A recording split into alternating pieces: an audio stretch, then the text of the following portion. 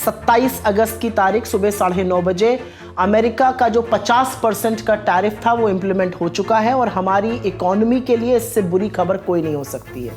बड़े तौर पर जीडीपी ग्रोथ पर करीब 2,17,000 करोड़ का नुकसान होगा। ऑलमोस्ट 0.9% हमारी जीडीपी का उड़ जाएगा।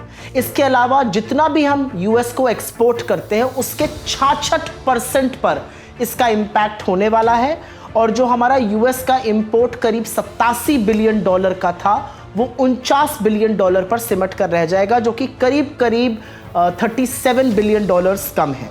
इसमें टेक्सटाइल सेक्टर, इसमें रेडीमेड गारमेंट्स, इसमें machinery, steel, aluminium, copper, furniture, bedding, shrimp, diamond, gold, car, spare parts, इन सब पर फर्क पड़ेगा। आपके सामने उन पर पहले कितना रेट था और अब कितना रेट है पूरी तरह से, और इनमें कितने लोग काम करते हैं उस पर भी फर्क है। इसका सीधा सीधा फर्क हमारी जीडीपी पर, हमारे एक्सपोर्ट्स पर, हमारे यहाँ होने वाले निवेश पर और हमारे यहाँ बनने वाली नौकरियों पर पड़ने वाला है। एक सवाल जो बहुत सारे लोगों के मन में आ रहा है कि इसका फायदा किसको होगा। इसका सीधा सीधा फायदा चीन को होगा, मेक्सिको को होगा, वियतनाम को होगा, इंडोनेशिया को होगा, इनफैक्ट पाकिस्तान को भी होगा, क्योंकि इन सब जगहों पर हमसे कम टैरिफ लगे। मिसाल के तौर पर टेक्सटाइल और अपैरल में बांग्लादेश, वियतनाम, मेक्सिको को फायदा होगा। हैंडीक्राफ्ट्स में वियतनाम, चाइना, टर्की और मेक्सिको को फायदा होगा। डायमंड्स में इजराइल, बेल्जियम, चाइना को फायदा होगा। एग्रीकल्चर में पाकिस्तान, थाईलैंड, वियतनाम, कीनिया और श्रीलंका को फायदा होगा और ऐसे तमाम चीजें हैं। अब इससे पहले कि ये लोग बोले कि ट्रंप ने ऐसा हमारे साथ क्यों कर दिया, इसी ट्रंप ने हिंदुस्तान पर 50% टैरिफ लगाया, बांग्लादेश पर 35%, चीन पर 30%, वियतनाम पर 20%, इंडोनेशिया पर, फिलीपींस पर, कंबोडिया पर 19% टैरिफ लगा, ईयू पर 15%, यूके पे 10%, जापान पे 15% और साउथ कोरिया पे 15%। मतलब टैरिफ भी इतना ज्यादा सिर्फ हमारे ऊपर लगाया गया।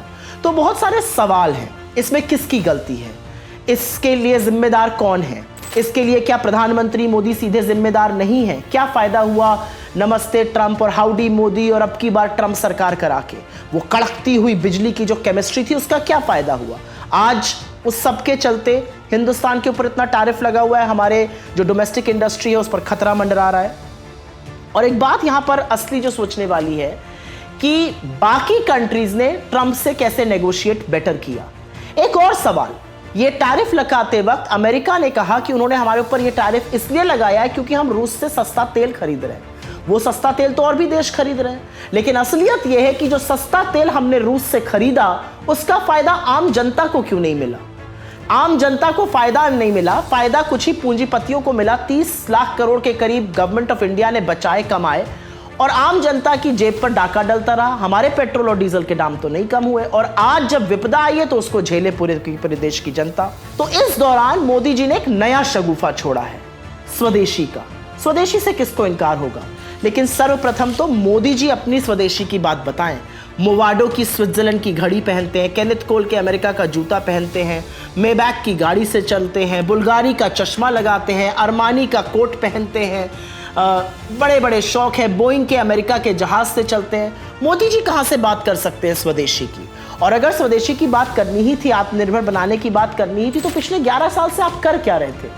असलियत यह है कि मैन्युफैक्चरिंग का जीडीपी में हिस्सा निरंतर गिरता गया है। 2014 में 15% से ज्यादा था, आज 12.3% के आसपास है। जो बब्बर शेर था वो मिमिया रहा है, म्याऊ म्याऊ कर रहा है, दहाड़ नहीं रहा है। असलियत यह है कि जो मेक इन इंडिया बड़े जोर शोर से लॉन्च हुआ था वो कागज पर ही एक टाइगर बना रह गया है। और इसीलिए कहीं कहीं ऐसा लग गया कि जब फिसले तो हर हर गंगे की बात होने लगी, स्वदेशी की बात होने लगी। पिछले 11 साल से आत्मनिर्भरता के लिए आपने क्या किया। आपने तो उन देशों के लिए कालीन बनाया, बिछाया जो हमारे विरोध में थे। कभी आप अमेरिका की बात करते थे, उनके सामने नतमस्तक हो जाते थे, कभी आप चीन की गलबैयां करने लगते थे। असलियत यह है कि आपने इस देश की निर्भरता को बढ़ाया है पिछले 11 साल में। चीन से 2014 में हमारा जो ट्रेड था, इंपोर्ट, वो $50 बिलियन का था। वो हमारे टोटल इंपोर्ट का 11% था। आज चीन से इंपोर्ट $114 बिलियन है, जो हमारे टोटल इंपोर्ट का 17% है। तो आपने तो लगातार हिंदुस्तान की निर्भरता को बाकी देशों पर बढ़ाने का काम किया है।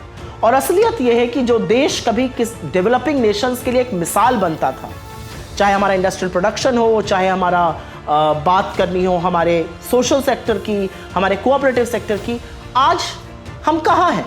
हमारी साख खत्म हो गई है, हमारे मंत्रियों की साख खत्म हो गई है, हमारे संस्थाओं की साख खत्म हो गई, और सबसे ज्यादा खुद प्रधानमंत्री की साख खत्म हो गई है।